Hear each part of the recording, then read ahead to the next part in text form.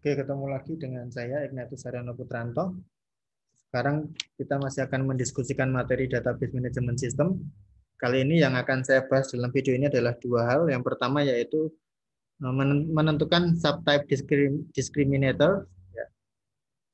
Subtype discriminator itu nanti adalah semacam atribut yang ada di supertype yang digunakan untuk menentukan setiap jenis data, setiap contoh data itu masuk ke supertype, masuk ke subtype yang mana. Kemudian konsep yang kedua yang saya bahas di video ini adalah hierarki dari subtype dan supertype. Jadi ya nanti akan kita lihat bahwa bisa saja dalam membuat enhanced entity relationship model akan ada beberapa hierarki, ya. Sehingga nanti akan kita lihat kalau modelnya hierarkis ada beberapa tingkatan supertype dan subtype, terus penulisan atributnya bagaimana. Oke, kita mulai dari konsep yang pertama dulu, subtype discriminator. Ini kalau dari bukunya Hover halaman 123. Oke, dari konsepnya, a subtype discriminator is an attribute of a supertype whose values determine the target subtypes or subtype. Jadi, yang namanya diskriminator itu sebenarnya adalah atributnya si supertype, ya, atributnya entitas yang paling atas yang umum, di mana atribut ini nanti isinya adalah nilai-nilai tertentu yang akan menentukan setiap instances, setiap data dari supertype itu akan masuk ke subtype yang mana. Maka nanti kita akan lihat bahwa dalam konsep diskriminator ini akan ada atribut tambahan yang dituliskan di entitas supertype-nya. Oke, kita lihat sebagai contoh di sini. Kalau masih ingat contoh yang di video keempat kemarin ya. Employee itu sebagai supertype, dan kemarin kita melihat dari contoh kasusnya bahwa karyawan dibagi menjadi 3 kelompok, hourly employee, salaried employee, dan consultant. Nah, maka agar data karyawan itu nanti bisa jelas setiap karyawan masuk ke kelompok yang mana, perlu diberikan satu atribut tambahan pada employee, yaitu atribut diskriminatornya. Di sini diskriminatornya adalah employee type atau jenis karyawan. Jenis karyawan itu nanti dalam data akan diisi dengan kode, apakah dia H, S, atau C. H itu berarti hourly, S itu salaried, C itu consultant. Jadi di sini nanti dalam data karyawan itu sudah muncul kategori-kategori yang sesuai dengan kelompoknya masing-masing. Misalnya seperti kemarin, Teresa Jones itu karyawan yang konsultan, maka nanti dalam data employee, nama Teresa Jones itu nanti pada atribut employee type-nya akan diisi kode C. Nah, maka dalam menggambarkan subtype dan supertype relationship-nya, di sini juga perlu diberikan tambahan informasi. Selain ada atribut tambahan diskriminator, juga ditambahkan kodenya, ya, HSC. Sehingga semakin memperjelas bahwa dari diagram ini kita bisa melihat employee type itu ada 3 macam, yaitu H untuk hourly, S untuk salaried, dan C untuk consultant.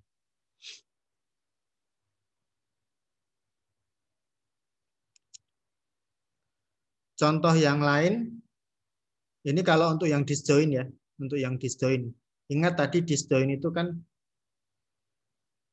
disjoin rule itu konteksnya adalah setiap anggota dari subtype tidak bisa menjadi anggota subtype lainnya di waktu yang bersamaan. Maka logikanya masuk nih. Karyawan yang sudah ditentukan sebagai karyawan yang dibayar per jam di saat yang sama kan tidak mungkin dia jadi karyawan yang digaji tetap.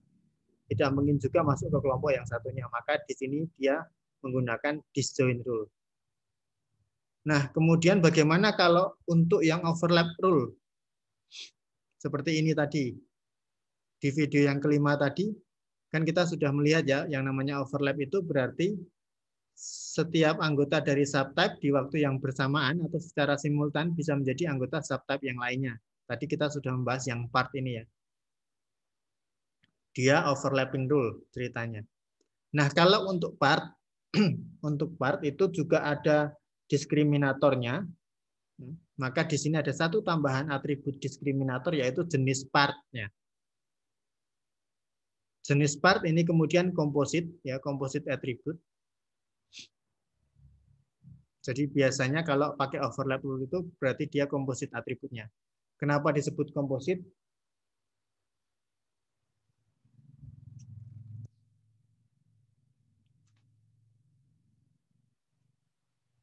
Kenapa disebut komposit? Karena secara logika dua komponen atribut ini harus bekerja bersama-sama untuk bisa menentukan jenis partnya apa. Apakah dia diproduksi sendiri, apakah beli dari pemasok atau kedua-duanya. Maka biasanya dibuat tabel seperti ini. Ya. Tabel ini untuk melihat cara kerja komposit atribut tadi. Maka penulisan atributnya seperti ini, part type, manufacture, purchase, diberi tanda tanya karena nanti akan ada jawabannya di tabel yang lain. Ya. Jadi kalau kelompok part yang diproduksi sendiri oleh perusahaan yang murni seluruh jumlah partnya itu diproduksi sendiri, berarti dia statusnya manufacture-nya yes, purchase-nya N. Kalau manufacture-nya yes, purchase-nya N, maka dia akan masuk dalam kategori manufactured only. Tapi kalau kemudian ada part yang seluruhnya dibeli dari pemasok, maka manufacture-nya N, purchase-nya yes, maka dia masuk ke sini. Tapi kalau ada part yang sebagian dibeli dari vendor dan sebagian diproduksi sendiri, berarti dua-duanya yes. Ya, seperti contoh yang tadi ya, 250 unit part, sebanyak 150 itu dibeli dari vendor, yang 100 diproduksi sendiri. Nah, itu kan berarti gabungan dari keduanya. Tapi kalau yang manufacture only itu misalnya 250 part, kesemuanya diproduksi sendiri. Nggak ada yang dibeli dari vendor. Atau kalau yang purchase only ya berarti 250 part, semuanya dibeli, nggak ada yang dibuat sendiri. Nah, ada jenis yang ketiga, sebagian dibeli, sebagian dibuat sendiri, maka dua-duanya ini kodenya yes. Artinya disinilah overlapnya itu terjadi kan gitu. Nah, maka nanti dalam tabel part, dalam tabel entitas yang general, nanti setiap jenis part itu ada anggotanya masing-masing. Mana yang murni dibeli sendiri, dibeli dari vendor, mana yang murni dibuat sendiri, mana yang gabungan dari keduanya. Nah, maka seperti tadi ya ditambahkan di sini ini diskriminatornya part type, dituliskan juga di sini, kemudian kategorinya apa. Nah, atribut part type ini keterangannya ini adalah variabel boolean. Boolean itu berarti variabel yang jawabannya hanya ada dua, yes or no. Yes or no. Ini untuk menentukan nanti setiap komponen itu akan masuk ke kelompok yang mana. Manufacture only di sini saja, atau purchase only di sini saja, atau masuk ke keduanya. Nah, itu berkaitan dengan diskriminator. Semoga bisa dipahami. Intinya, ketika kita membuat relationship yang seperti ini, ya, maka harus ada satu atribut tambahan, yaitu atribut diskriminator. Oke, kemudian untuk bagian terakhir dari video yang ke-6 ini kita bicara hierarki.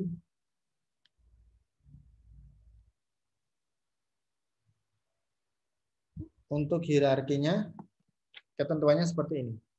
It is possible for any of the subtypes in these examples to have other subtypes defined on it, in which case the subtypes become a supertype for newly subtype. Jadi, poin yang pertama ini mengatakan bahwa bisa saja dari contoh-contoh tadi yang kita sudah bahas dari video-video sebelumnya, nanti akan ada contoh lain yang ternyata subtype itu bisa jadi supertype dari subtype berikutnya. Jadi semacam ada beberapa level supertype dan subtype. Nah, maka untuk hierarkinya, contohnya seperti ini. Ini contoh hierarkinya. Supertype-nya person. Person yang ada di kampus. Yang ada kaitannya dengan kampus, ceritanya kan gitu. Nah, person ini atributnya SSN, Security Social Number, itu kalau di kita kayak nomor, ya bisa disebut antara nomor BPJS atau NIK gitu ya. Person itu atributnya adalah Social Security Number, nama, alamat, gender, dan tanggal lahir. Nah, person ini sebagai supertype, kemudian subtype-nya adalah employee, alumnus, dan student. ini adalah tiga elemen, tiga jenis entitas yang ada interaksinya dengan universitas. Employee di sini maksudnya adalah karyawan di universitas, alumnus berarti kan yang sudah lulus, kemudian mahasiswanya. Nah, ini menggunakan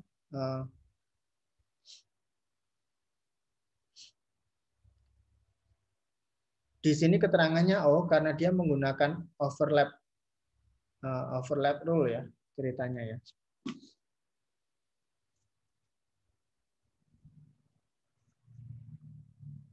Maka di sini kalau dilihat di keterangannya di halaman 125, employee itu adalah person who works for university ya, orang yang bekerja di kampus. Kemudian student, person who attend classes, orang yang menghadiri perkuliahan. Kemudian alumnus, person who have graduated, orang yang sudah lulus.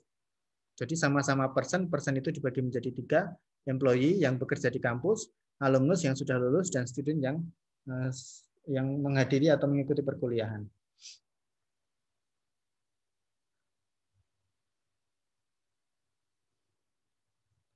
Nah, di sini dia menggunakan total specialization rule. Nih, ya. Garisnya 2.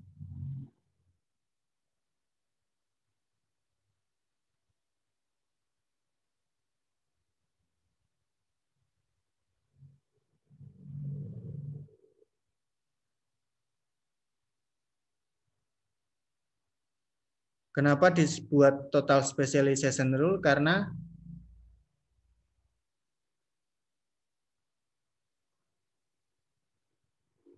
di sini kalau kita lihat ya, ada student dan seorang mahasiswa atau student itu kan di waktu yang bersamaan tidak bisa menjadi alumnus ya. Juga tidak bisa menjadi employee. Itu yang menyebabkan kenapa di sini ada total specialization rule. Tetapi di sisi yang lain kalau diperhatikan lebih detail, di sini ada overlap-nya. Overlap-nya adalah, kalau overlap tadi kan konteksnya secara satu anggota subtype bisa jadi anggota subtype lainnya. Ini secara simultan bisa menjadi anggota dari lebih dari 2 subtype. Kenapa seperti itu? Karena seorang alumni ya, dalam konteks ini diasumsikan seorang alumni itu bisa bekerja di universitas. Maka dalam waktu yang bersamaan berarti dia menjadi anggota dari 2 subtype. Tetapi karena di sini ada student kan tidak bisa langsung jadi alumni. Juga diasumsikan tidak bisa bekerja di universitas kalau statusnya masih student. Maka dia juga menggunakan constraint-nya total specialization rule. Jadi dari relasi subtype supertype ini ada 2 constraint, total specialization rule, dan untuk yang 2 ini menggunakan overlap rule.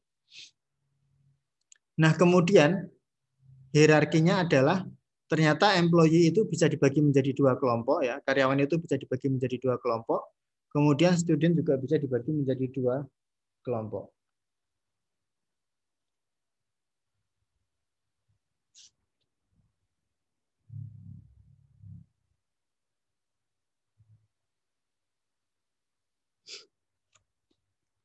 Nah, employee dalam konteks contoh ini dibagi menjadi 2 kelompok, yaitu karyawan staf dan fakultas. Ini nanti bisa disesuaikan dengan contoh yang kita alami sebenarnya, bisa dimodifikasi. Ya, tidak harus seperti ini. Tetapi dalam konteks ini, employee dibagi menjadi 2 jenis, faculty dan staff employee.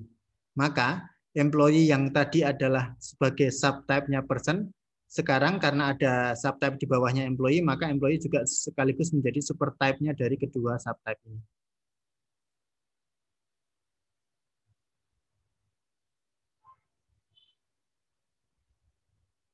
Dan ini menggunakan disjoint rule ya, untuk faculty dan staff.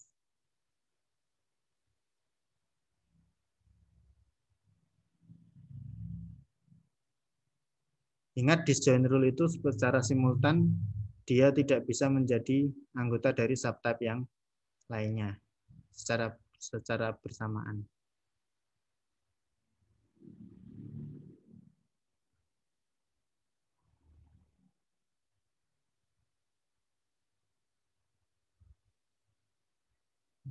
maka disjoinnya ini. Disjoinnya adalah secara bersamaan karyawan yang staff itu tidak bisa menjadi karyawan fakultas. Kalau di sini tadi ada total specialization rule, itu maksudnya adalah student bisa menjadi alumni, alumni bisa menjadi employee. Sebenarnya kan gitu. Tetapi di waktu yang berbeda. Mahasiswa kalau sudah lulus kan dia akan jadi alumni. Nah, itu yang dimaksud dengan total specialization rule. Tetapi di sisi yang lain ada konteks lainnya, ada asumsi lainnya, yaitu alumni bisa di saat yang sama menjadi karyawan.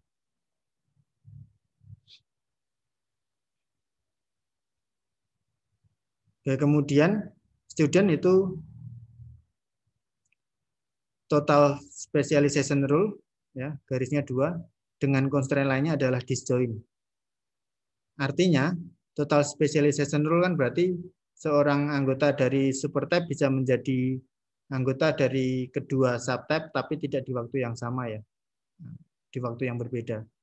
Kenapa? Karena logikanya mahasiswa yang undergraduate atau yang S1 itu nanti ketika sudah selesai S1 dan dia mau lanjut S2 itu bisa. Maka itu memenuhi konteks total specialization rule. Tetapi di sini ada tambahan constraint lagi yaitu disjoint rule. Kenapa? Karena di waktu yang sama, ya, secara simultan mahasiswa S1 tidak bisa mengambil S2 di universitas yang sama atau konteksnya di fakultas yang sama misalnya. Nah, ini asumsi yang digunakan pada contoh ini. Nah, dari sini kita bisa melihat bahwa ternyata dalam suatu hierarki itu bisa terjadi sampai beberapa lapis supertype dan subtype. Student yang tadinya subtype-nya person, karena ada kelompok di bawahnya, maka di saat yang sama student ini juga menjadi supertype dari graduate dan undergraduate student. Nah, ketentuannya ini, yang pertama, attributes are assigned at the highest logical level that is possible in the hierarchy. Jadi atribut-atribut itu seperti kemarin, atribut yang umum itu akan menjadi bagian dari supertype yang paling tinggi. Maka di sini kalau kita lihat, nama, alamat, gender itu hanya ada di person karena dia the highest logical levelnya. Di sini tidak ada nama, di sini juga tidak ada. Jadi nama dan lain-lain yang sangat umum itu cukup ditulis di level yang paling atas. Kemudian yang kedua, ketentuannya adalah subtypes that are lower in hierarchy inherit attributes not only from their immediate supertype, but from all supertype higher in hierarchy up to the root. Nah, jadi kalau ketentuan yang kedua adalah subtypes yang ada di level paling bawah itu sebenarnya mewarisi atribut tidak hanya dari supertype di atasnya, tapi juga mewarisi atribut dari supertype yang paling atas. Maka kalau mau dibaca secara lengkap, misalnya saya mau mengisi data mahasiswa yang undergraduate, berarti kan diisinya dari SSN, nama, alamat, gender, date of birth, major department, class standing. Jadi cara membacanya seperti itu.